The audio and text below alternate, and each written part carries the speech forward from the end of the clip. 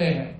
और अब मैं आपसे सवाल पूछ रहा हूं, अब आज जिस काम के लिए आप जुड़े हैं, पहला इल्जाम सीधा और सीधा वैभव विकास ट्रस्ट पर, न्यास पर है। मुन्ना जी ने पेपर जारी किया है, न्यास के जो मुख्य पदाधिकारी हैं जियालाल आर्य जी, मैं आज भी समझता हूं आप बहुत ईमानदार व्यक्ति हैं। आप बताइए कि पिछले 1 साल में जब से अशोक चौधरी की बेटी की सगाई आपकी अनीता कुणाल के लड़के से हुई है, उसके बाद से 100 करोड़ से ज्यादा की संपत्ति पटना में न्यास के द्वारा खरीदी गई है। जियालाल आर्य जी, अगर जैसे मैंने बताया है अभी प्रेस के सामने, आप प्रेस के सामने आइए और बताइए, न्यास का अकाउंट जारी करिए कि कहां से ये पैसा आपके पास आया है, कहां से ये 100 करोड़ रुपए न्यास के पास आए। जब से न्यास बना है उसमें 10 करोड़ का भी संपत्ति नहीं खरीदा गया।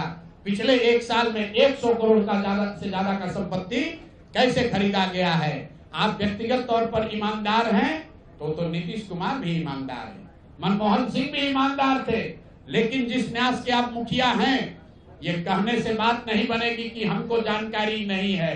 मैं अभी आपके सामने चुनौती दे रहा हूं, वैभव विकास ट्रस्ट से, न्यास से लोग आकर ये बताएं कि पिछले 1-1.5 साल में 100 करोड़ से ज्यादा की संपत्ति पटना में उस न्यास के माध्यम से कैसे खरीदी गई है। उसमें मुख्य सचिव, यहाँ बिहार के मुख्य सचिव जो हैं, उनके परिवार की महिला हैं, तो अभी इनकी जिम्मेवारी है।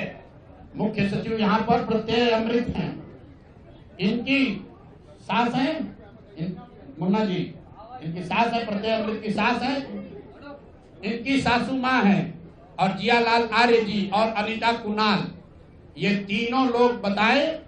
इन्होंने कहा किशोर कुणाल जी का नाम बहुत बड़ा है, तो किशोर कुणाल जी के नाम पर ही कम से कम उनके नाम को दागदार मत कीजिए। समाज ने उनके नाम की बड़ी प्रतिष्ठा है। तो आप प्रेस को बुलाइए और क्लियर कीजिए कि आपके न्यास से, मैं 3 लोगों का नाम ले रहा हूं, जियालाल आर्य जो बहुत सम्मानित व्यक्ति हैं, ईमानदार व्यक्ति हैं, उनकी ऐसी छवि है। दूसरा अनीता कुणाल जी जो किशोर कुणाल जी की पत्नी है, और तीसरा यहाँ के मुख्य सचिव की सासू माँ। ये तीनों लोग बताएं कि न्यास में 100 करोड़ से ज्यादा की संपत्ति खरीदने का पैसा कहां से आया है। दूसरी बात, अशोक चौधरी के नाम पर जो संपत्ति की बात कही गई है, हम लोग उस बात पर कायम हैं।